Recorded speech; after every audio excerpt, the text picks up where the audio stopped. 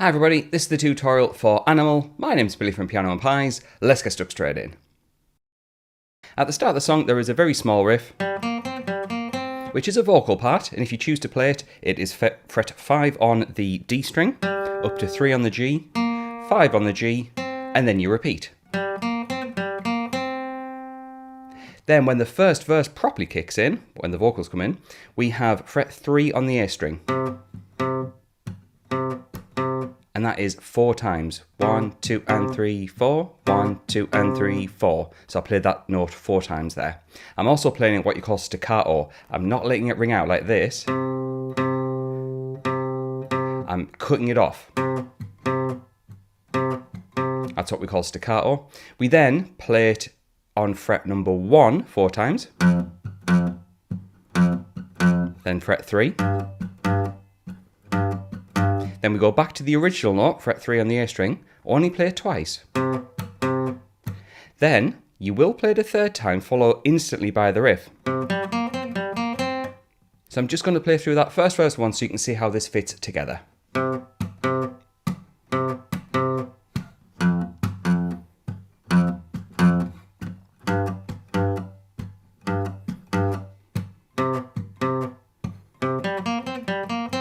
You will then play a second time to finish the first verse, and then it goes straight into a pre-chorus where things change slightly. So it is worth mentioning, if you'd like the full tablature for this song, which you're seeing snippets throughout this video, you can get the full tablature in a nice handy PDF over on Patreon. For the price of a coffee, you get access to not only this song, but well over 800 songs of all the latest releases, so feel free to check that out. However, let's delve in with that pre-chorus, which is 99% the same as the verse, with a minor difference. So we have 3, 1 on the E string, 3 on the E string, then we have a bar of nothing, 2, 3, 4, 1, and then we have that riff again. Here comes the chorus. This is when we have some full-on guitar and we have some bar chords to play. The first bar chord is a C minor bar chord. C minor is a 3 on the A string, 5, 5 on the D and G, 4 on the B, and then the barred finger 3 picks up the high E string. So what happens is we play the same rhythm as the verse, now with that chord. And we're going to make sure to tap in between all the chords. You can hear that quite clearly on the track. We then play F minor 7, which is a very similar bar chord, but with a couple of differences. We're starting with fret 1, barred on all the strings, with 3 on the A string, and that's it. Do the exact same thing in terms of strumming and tapping. Move everything up to fret 3, add this finger to fret 4 on the G, and that is a G dominant 7. That's your third chord. And the last thing you'll do is go back to the C minor. Not only does the C minor start the chorus, but it also ends the chorus. You'll play it 3 times, and then you can optionally play it with a riff or just continue playing the chord. I'm going to demonstrate the full chorus with the riff at the end.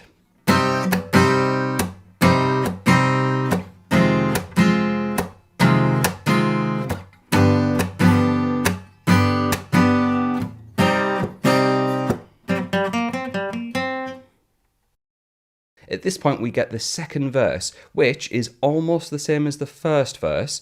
The only difference is the first lot of notes that you play, fret 3 on the A string, is actually not there. We have 2 bars of nothing, and then you carry on with the 1 and the rest of the notes as normal. We then have a pre-chorus, same as the other pre-chorus, and then another chorus, same as the first chorus. We then get to the bridge where things do change. We start off with an F minor bar chord. Now it's not the F minor 7th that we had earlier. We're going to include fret 3 on the D string for this. And what we're going to do is move from that shape up to G minor. Not to be confused with our other G7 chord that we had from earlier. This is G minor, which is just the same shape down here on fret 3. And we have 1, 2 and 3, 4. And on the 4th beat, we go to A flat major, which is 4, 6, 6, 5, 4, 4. So up to now in that bridge we have 1, 2 and 3, 4, 1, 2, 3, 4. We then go to the C minor chord we had earlier. 1, 2 and 3, 4. And then we have a B flat major. That's our last chord we need for this song. 1 on the A, 3, 3, 3 on the D, G, B. Now let's put those two parts together to see what it sounds like. 1, 2 and 3, 4, 1, 2, 3, 4. 1, 2 and 3, 4, 1, 2, 3, 4. When you play it round the second time, we get 1, 2 and 3, 4, 1, 2, 3, 4. 1, 2, 3, 4, 1. There's our riff, and that will lead back into another chorus. You'll play through the chorus twice. The only difference is we cut off the last chord early and we can finish it with, which will get you to the end of the song. So if you found this video useful, please do like and subscribe. It really helps out the channel, and consider getting the extra material on Patreon. I also want to say a quick thank you to the people floating by on the screen. Those folks are my active patrons, so when this video goes live, they will get access to that content straight away. So thanks to them for their support, thanks to you for watching, and I'll catch you in the next one.